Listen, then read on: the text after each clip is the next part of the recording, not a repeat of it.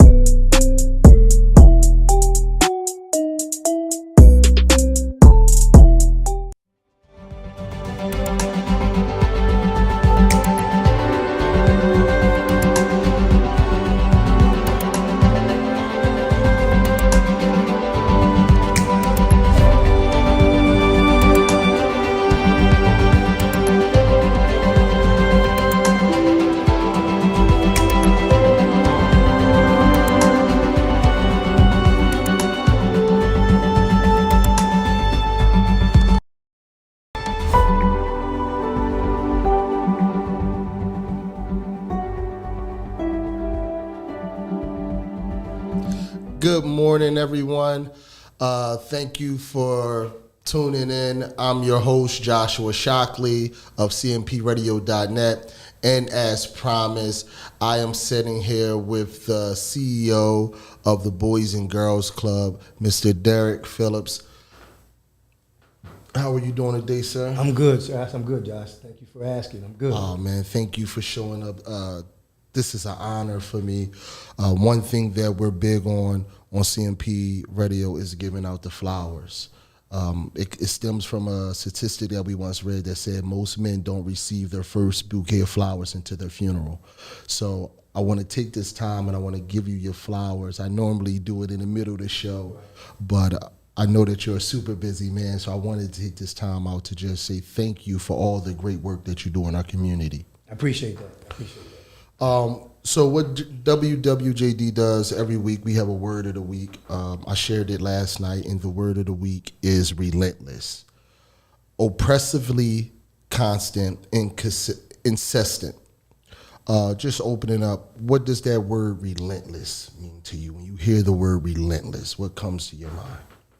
Persistency and consistency.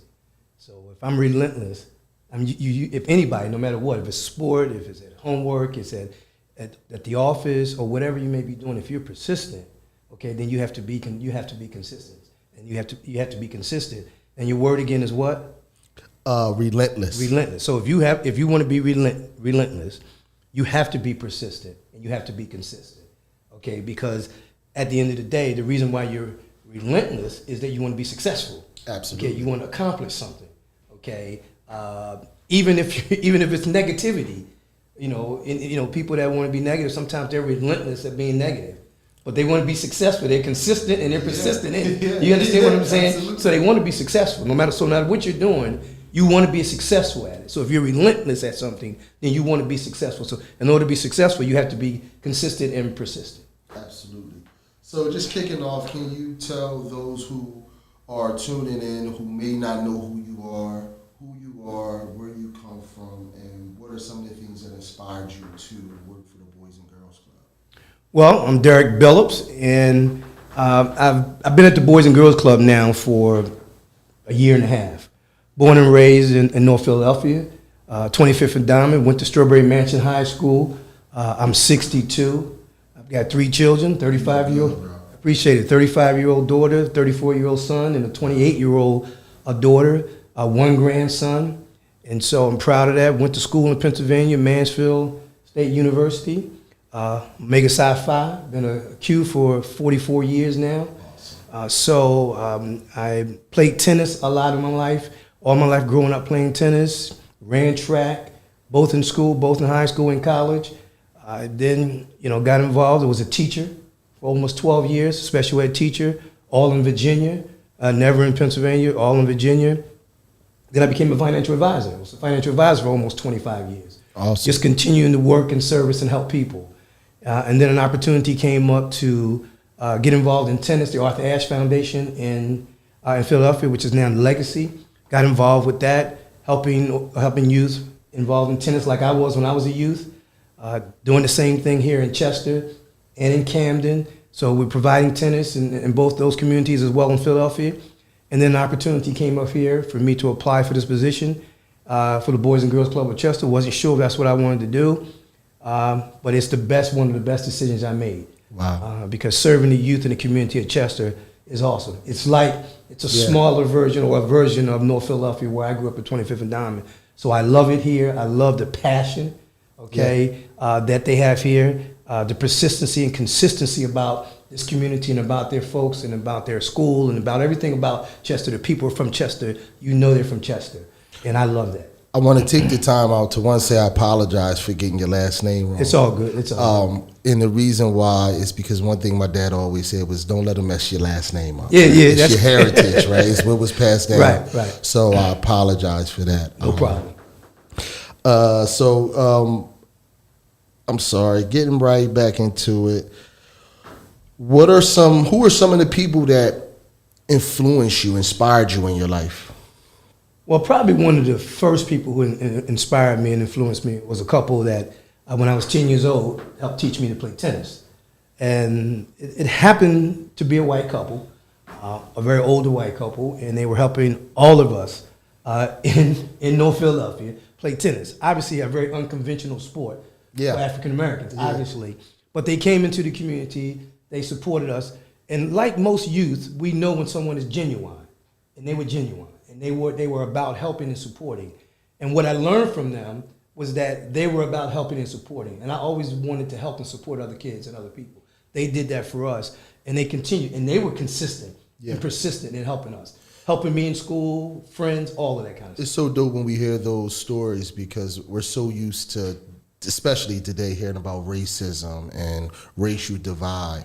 And I just had John Austin on the show last night, and he was a part of the village that raised me. Mm-hmm. Again, here he was, half Filipino, half black guy from Jersey, came to Swarthmore, and you're raising these black young men in Chester. Right. So it's great to hear those type of stories. What are some of the things that you would like to see changed in our community? What are some of the changes that you would like to see come about? Are you talking about black community or our community, period? One thing I pride myself on is I try to cover the community as a whole because being a teacher, working at the Boys and Girls Club, we service black, white, Chinese, our community as a whole. What are some of the things that you would like to see happen? Well, I think the one thing that always can change a community is education. And so I think as being a former educator, well, I'm not even a former educator. I'm educated. I was a teacher, again, in financial, being a financial advisor, and now at the Boys and Girls Club. So education to me is the key. And when you're educated, then that helps us to understand, to respect one another, respect our differences, respect our individuality, respect races, everything. And race is not racist, but race is. And so just to be able, if you're educated, then that helps the community. That changes the community. Drastically. Yeah, so, and that's what I want to see. I want to see more of our youth, no matter where they're from, but specifically, and particularly the African-American community, the brown and black community. I want to see them grow educational-wise, because once they do that, then they set the path. That can't ever be taken away from you, okay? And so, and then once you have a skill set, a marketable skill set, you don't have to go to college. Yeah, I went to school, but you don't have to go to college to be successful. All you have to do is have a marketable skill. And once you have a marketable skill in this country, you can succeed. You can surpass. Absolutely. Okay, you can surpass. And I mean surpass anybody doing anything, anywhere, anytime. No matter what their skill is. No matter what, a marketable skill. I always tell people, if it's a mechanic, if it's driving a truck, if it's whatever your skill is, if you perfect it, you can take it anywhere. and What's use your it. word? What's your word? Relentless. Relentless. So if you're Yes. relentless about education, you're relentless about your skill set, okay? Yes. Then that becomes you consistent, persistent, and that leads to success. Yes. So no matter what it is. I always tell people, and I was always taught that education is the one thing can't nobody take Can't from take it you. away It's the from most powerful thing in the world that any human being could possess is what you know. Somebody can run up on you with a gun and say, give me all your knowledge. And I could share it with you, Right. but it's still with me. Right. It's still mine. And I don't want to go back too far, but that's the whole key to even to slavery. The key was to keep educated. If they're educated, Yep. then they start to understand. It's an old saying that goes back to the Willie Lynch method that says, if you ever want to hide something from a black person, put it in a book because they don't read. That's right. So I always tell the children, I tell my children, just read big books, small books, the confusing books, hard books, easy books. Just read, because when you look at CNN, they don't hide stuff; they just put it on the bottom line. That's right. That's right. But unless you read it, That's right. unless you take the time out to read it, you won't know anything. You won't know it. That's right. Being as though you are big on education, how big of a part do you believe that mental health plays in our society today, especially amongst our youth? I mean, mental health is one of the keys right now. I mean, that's mental health is one of the keys right now. And what I'm proud of is some of the things that we're doing at the Boys and Girls Club, on our mentoring program, our drug-free community program. So there's a lot of programs that we're having now, and we're bringing in speakers, we're bringing in adults, we're bringing in people who have experience to talk to our youth and talk to our teens. Every Friday night, starting in September, we'll have what we call Teen Night. And we bring in adults, and we bring in people who have the experience to talk about that. And you want to be open. And the transparency is key to the youth, okay? And that, to me, helps Completely them. key, because like I know, if they have a cell phone, Right. then they know everything already. Right. They're going to pick up on the job stuff, all the BS. You can't go in there and BS them. Right. No. You lost them. The moment you go in there and you try to act like they don't know what's going on, you completely lost them. And just, have been over there. I was the lead youth development specialist for a time for Making a Change group. And seeing you guys in action and seeing you work and seeing the consistency, seeing the relentlessness of what you guys do, the Boys and Girls Club is a major part, and it's a safe haven for a lot of our children. Yes. For those who don't know, for the parents who don't know, the Boys and Girls Club is directly across from the Chester Police Station. It is a real safe haven for our children. It's a basketball court, full basketball court, a gym, classrooms, educational-based programs that's constantly going on. So if you get time, please, if you've never been to the facility, go check it out. If you want something for your kids to do that's safe, that's fun, that's educational, figure out a way to sign them up. But while we're here, tell us a little bit more about the Boys and Girls Club, about how many children in Chester does the Boys and Girls Club service? Well, first, you did a great job, so maybe I'll do a commercial and let you do it, because you explained a lot about the Boys and Girls Club, and particularly those who are from Chester. Most people are familiar with it because it's been around for 91 years. I would love to do that commercial, by the way. Most people know about the Boys and Girls Club because if they're young, if they're not even if they're participating in it now, if they're not, their parents, grandparents, uncles, aunt. The Boys and Girls Club of Chester been around since for 91 years. Wow. That's a long time of serving one community. So we have everything from gardening to gaming to sports to photography to computer to music to homework help. You name it, we do it there. We just had an awesome summer camp. It's really awesome. Man. Yeah, we just hear you name it, and I've been there. I've seen it. It's really amazing. Right. And our kids. Our kids are our kids. Yes, they are. Our kids are our kids. And and one of the things we talk about is it's our kids, okay, our community, and our watch. Yeah. So that's what, we had a small conference, and that's what it was. That's the thing. Our kids, these are our kids. This is our community, and they're on our watch. So we're responsible for them. And so although it's a safe haven, we want them to understand that they just don't come to play ball. They can play ball, but even when they're playing ball, they need to understand how to play ball. They understand the rules, the discipline, all of those things, because all of those things carry over to in life. And that's what we want to make sure. We want them to understand that. They can play all day, every day. And we don't know who's going to move to the next level. So we don't judge.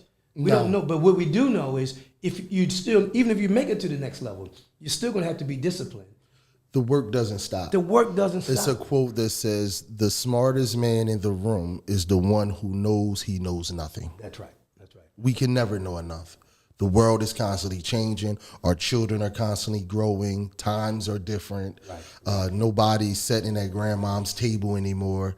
And if they are, cell phones out, and we don't have Sunday dinner anymore. We don't have those things. So the Boys and Girls Club, when we think about the village, right? That's pretty close to that. That's as close as we can think about getting, right. Especially for a program that's been around for 90 years.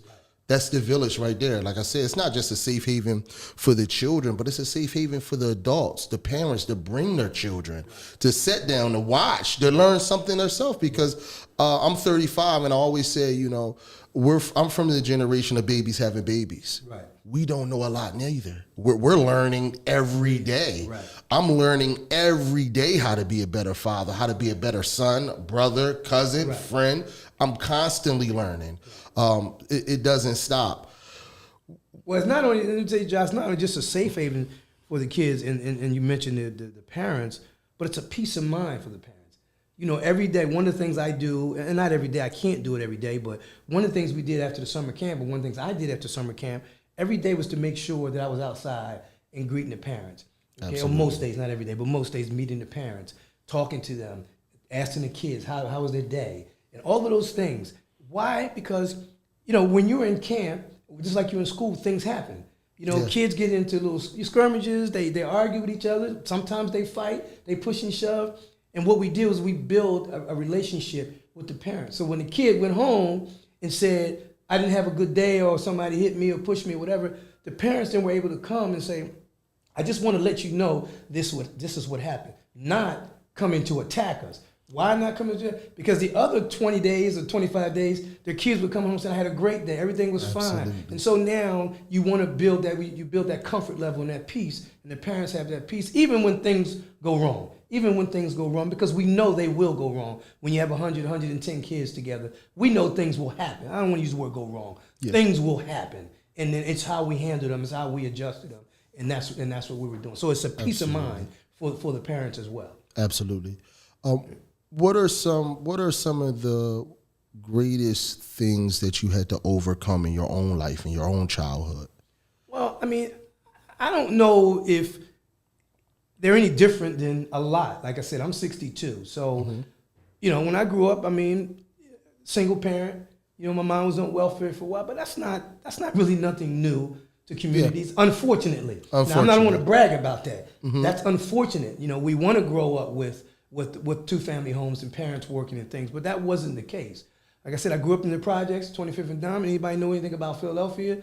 You look at that community, that was one of the communities. Yeah. So I went to a school with Surbury Mansion, maybe not unlike Chester High, but probably in a lot of ways, maybe 10 times worse in a lot of ways, and you overcome all that. You do what you got to do to survive.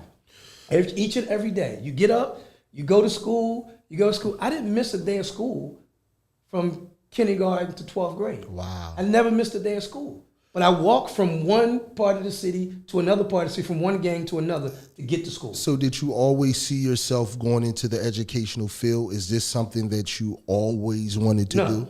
I never looked at that until in April or May of my year when I graduated from high school in 1977. What was I going to do? A lot of my friends were going to college, some were going to the military, blah, blah, blah.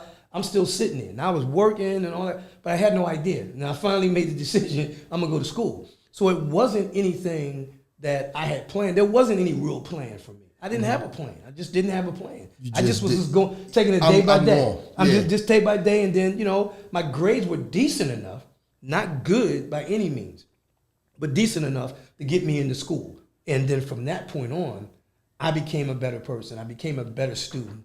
I realized the value of education. I was going to school every day and didn't realize the value of education up until I truly got into school. Every day, I never missed a day of school. From kindergarten to 12th grade, And I didn't really understand the value of education the way I should have, but not missing. You know what I mean? You Absolutely. go to work every day. You go somewhere every yeah. day. You do something every day. You should at least be like, okay, I get this, but I'm going every day. But my mind was on other things, you know, and I was involved, but still. You're also an author. Correct. And correct me if I'm wrong, but I found 2 books. Yes. So the first book, can you tell us what inspired you to write your book, Changing Your Condition, Not Your Position? Well, what inspired me was that, as I said, I was in the insurance and financial fields, and I'm an educator. So I'm sitting with parents, sitting with people, helping them, giving them some information, and just trying to provide, not trying, but providing information for them and help to provide a pathway to success, to financial success. And every time somebody would ask me, well, you should write a book, or you should do this. Because when I was sitting in front of, I'm sitting in front of you guys, I'm sitting in front of your family, the education part comes out of me. I'm teaching. I wasn't just selling. So people could feel that I wasn't selling them, I was teaching them. And so they knew that. They knew I wasn't just trying to sell them a life insurance policy or an annuity or whatever. They knew I was teaching them. And so they kept asking. And so I had never wrote a book or anything, didn't know anything about authoring. And I just, just asked some questions. I knew some people I knew some authors, talked to them about some things, and then just started writing, started putting everything down. The great thing about it is I already had so much information down, because I was always writing things down, and all I had to do is just organize it and put it together. Self-published, got some people to help me with that, did that, and it was good, it was cool, it was, I was doing some good sales and going to book signings and all that great stuff, and then, I just figured, hey, let's do it again. Let's put something else together, some things that I missed. And the books are very small. They were designed to be small. Why? Because you said it earlier. The best way to get to a black person is to put some information in the book, because they don't read. Well, the key was to put it in a small book, because most people, if they look at a small book, they'll say, I can read that. I'll do that. I'll read that. If you put it in book, I don't. But this way, it was very simple. It was very hands-on. It was very proactive.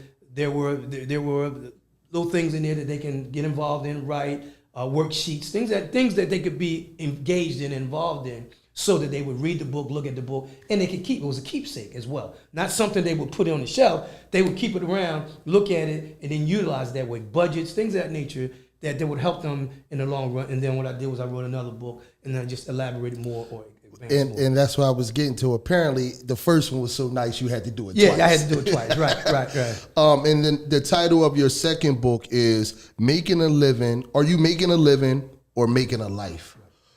The title itself is just strong, right? I read the title here. I started questioning myself. What am I doing? Right. What inspired you to write that book? Where did that title come from? Well, anyone can make a living. Are you making a living or making a life? Anyone can make a living. The man or woman, unfortunately, who are homeless, they're making a living because people giving them money. They're figuring out a way to eat that day. They're figuring out a way to live. Whatever. But how do you make a life for you and your family? A life is consistency. Okay, what's your word? Relentless. Relentless. Making a life for you and your family becomes relentlessly. You're relentless at it. You're consistent. You're persistent. You want to become successful, and then you're teaching, and that's the difference. Anybody can make a living, and we see that each and every day. I mean, we walk by people, we deal with people. Unfortunately, again, in those situations. But how do you make a life for you and your family? And that comes with consistency and persistency, and getting the kind of education, and you build a team around you. You build the kind of team around you that can help you. And you talked earlier, and I said, surround yourself with good people. Surround yourself with a certain kind of people, and they will carry you. They will carry you. And from an educational standpoint, or a financial standpoint, or building your life standpoint, surround yourself with the kind of people that know stuff that you don't know. Absolutely. That will help you move on. And I'm grateful because I'm in the position now where I'm not only implementing it, but I'm seeing it. I'm seeing the results from surrounding myself with men like you, men like Pierre, and the different men in our community and the women as well. Right, absolutely. Just surrounding myself with positive people that's gonna feed into me and not take away from me. Right. That's constantly pouring into me, and I'm learning to embrace that. Yes. Because I come from how it is back in the day in the hood and just growing up in Chester. we're from cities that can swallow dreams. That's right. That's right. That will swallow them whole. So for those of us who are blessed enough to have gone through what we're going through and make it out the other side, Right. man, just sitting here right now, this is a blessing. Never in a million years, if somebody would have told me this back in grade school, I would have wanted to fight. I'm like, you're lying to me. Right. It's nowhere in the world, not me. Right. But as God would have it, here I am. Getting back to, the Boys and Girls Club, the community, the educational system, what are some of the things that you would like to see changed, if any, in our educational system? Again, I keep going back to your word. I mean, it's all about but having quality people. And I think when you go into education, most people's motive is pure. And that's what we want. We want people with the correct motive. And I think, it's not an easy profession. It's not an easy profession to be in the classroom and teaching kids. And, and our kids come, you may have 30 kids in that room, and 30 kids have 30 different issues. 30 different personalities, right? 30 different families. That's right. And so they bring that with them. Yep. And unfortunately, kids are not like adults. They don't know how to compartmentalize that. So they bring it with them, and they wear it on their sleeves, they wear it on their shoulders, and they bring it with them. So that's not an easy job, but so many people do it, and so many people are committed to doing it, and so many people have passion in doing it. And so I think the only thing I would say with the educational system here, and even in Chester, but all over, is just that continue to have committed people there, and all we have to do is just continue to fight and give the teachers the support, and understand that we all have kids, we all been kids. The hardest thing is for us to realize that our kids are not perfect. Yeah. You know what I mean? So when a teacher calls and says, little Derrick was bad today. You know already. Yeah, we know that, but we don't want to accept that. Yep. We want to figure out a way, well, maybe it was the teacher's fault.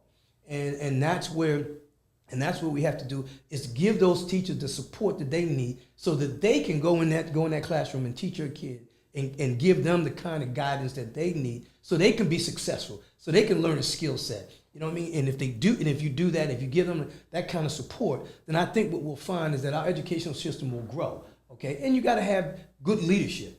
You gotta have good leadership. And I'm not here to judge any leaders anywhere. I'm just saying you have to have good leadership, because good leadership sets the tone. And when that sets the tone, then from the leader to the teachers, from the teachers to the classroom, and then what you have is overall success. Okay, not without problems. And I always ask my guests that question, and I'm glad you clarified that, because when I ask the question, I don't want to even bash the people that's in position now, right? No, right. But a part of being a great leader is being a great listener. Right. And as the village, if we could come together and just shed light and come up with different ideas and concepts or ways that we could shave the same cat, then if you're listening, if they're listening, then hey, this is just us helping. Right. This is us telling you what the community is thinking or how the community feeling, because it is a hard job. Yes, very hard job. Yes, and anytime you put all the other stuff in it, I always say that when you're playing in a field of dirt, you're still gonna get it on your sneakers. That's right.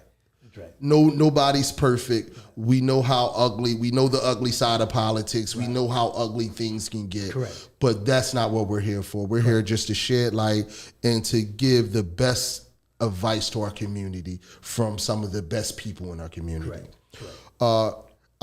You have the second annual golf tournament coming up. Can you tell us a little bit more about that? I'm excited about that, brother Josh. I mean, last year we decided to have the golf tournament. And, there was some pushback initially. We're not going to get people to come and play, and people in Chester don't play golf and all that kind of stuff. And I'm just like, well, they will, okay, because it's for a good cause. Yeah. And we're going to show, if we have to, I don't know if we do have to show people in Chester that this is something that, is going to be beneficial to the organization. But we're going to show it's time to move. It's time to move out of our comfort zone, okay? Now, who am I to do that? But who am I? I'm someone that is concerned about the youth in Chester, and I'm here every day. And so I'm not from Chester. But you're also someone that's proven to be concerned about the youth. That's right. And so for me, I don't make excuses anymore. I say I'm not from Chester, but I don't talk about that. I don't, that's not the first thing come out of my mouth anymore, but I'm not from Chester. Because now I service this community. I work with people like you and Pierre and other people all across this city. And I work, and people I think know who I am now in the terms of, my motive. They know my motive is pure. They may not know me individually, but they know my motive. And so what this golf tournament is about is just continue to bring people together. Obviously, it's a fundraiser.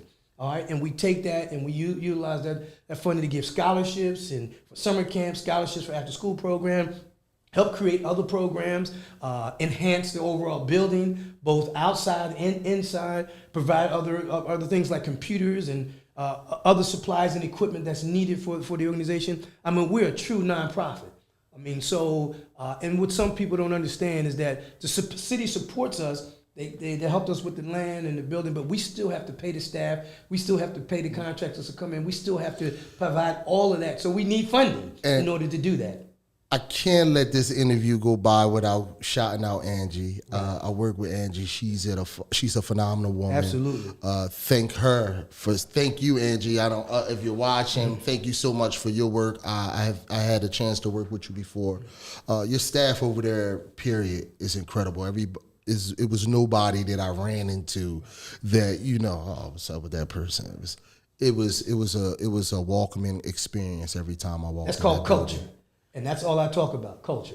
Building the kind of culture that when people walk in and then when they leave, they say, man, I want to go back there. Yeah. Not when they walk in and they leave and say, I don't ever want to go back. It's culture. So that when the staff comes, they want to come back to work. When visitors come and guests come, they want to come back. They want to figure out, how can I help? How can I support? What can I do? Okay? That's called culture. Yeah. And that's what we're building, a culture there that no matter who comes in that door, that they want to be there, they want to help as much as they possibly can help. No matter what help is. We take all kinds of help, from $1 to $1,000, yeah. From your time to your talent, from your talent to your treasure. So that's what we take. We take anything. We take all comers because when you get in there, we want you to come back. And that's what you call culture. It's the same thing with the kids. We put the responsibility on the kids. You know you want to bring a friend here, then you know what's accepted in here. Don't bring a friend in that building that you know that's going to bring some mess in, because we don't deal with that. So I put the onus back on them. So that's all about culture too. And so the golf tournament is all about helping us do all the things we want to do, all the programs. I mean, we've had everybody from the mayor, the superintendent came, CMP Radio hosted it, did some things for us. And we'll be there again this year. Yeah, all kinds of folks was there. I mean, people from the city hall was there. I mean, you name it, teachers were there. I mean, people from that I didn't know. People drove from DC. I mean, all over was coming and supporting us. That's and awesome. we're on the verge of surpassing that again. And that date for those who are watching is September 26th. The time will be 10:30 a.m. to 7 o'clock p.m. So please, community, come out, be a part of the village, be a part of this awesome change, be a part of this dynamic family that we are creating here, this safe haven, this place where your family, your children can be comfortable, where you can be accepted. It's not a no judgment zone. It's like Planet Fitness. There's no judgment zone there. And can I say lastly, too, Josh, I mean, if you don't want to play golf, everybody don't play golf. Yeah. So if you don't want to play golf, we have dinner that evening. So you can buy a ticket for dinner. Just come and just eat and support us and be there with us as we eat dinner and give out a few awards and honor a few people from the community. So absolutely, you can do that as well. You don't have to golf. Okay, yes. You can buy just dinner and come on and hang out. Or you can just make a donation. And I'm sure the flyer will be posted on our website, and I'm sure it'll be posted throughout the show. Pierre does his thing, so I'm pretty sure. I go back and I watch, and I'm like, oh, Pierre did that. So, shout out to Pierre. Thank you for all your work that he does here. Absolutely. Lastly, leaving out, what are some of the few things that you want people to take away from this interview and all that we have happening? That the passion and commitment to serving the community and the youth of Chester is there at the Boys and Girls Club of Chester. Absolutely. It is there. The goals and the mission that was set 91 years is still there, and we're thriving. We want your support. We want your kids to come. We partner with the school district, CMP Radio, with other organizations, making a change. Any organization in Chester or in this community that wants to partner with the Boys and Girls Club of Chester, you can partner with us. You want to use our facility, it may be a little small fee, but if you want to use our facility, it's open. It's a community organization. And for those who are when we say small fee, know that this money is not just being taken and being spent randomly on cars and boats and stuff. The money is literally being funneled right back into our community, right back into our staffing, right back into our children, right back into these events. So, give graciously. Give what you can. Give as much as you can. Please continue to donate. Go on the website. Figure out how we could donate to continue to give to our community. Yes, sir. Absolutely. Thank you so much for joining me. I look forward to working with you, seeing you more in the community. I'm definitely going to stop by. I'll be at the golf tournament. Thanks so much for coming out. God bless, and thank you for having me. Yes. Yes, sir.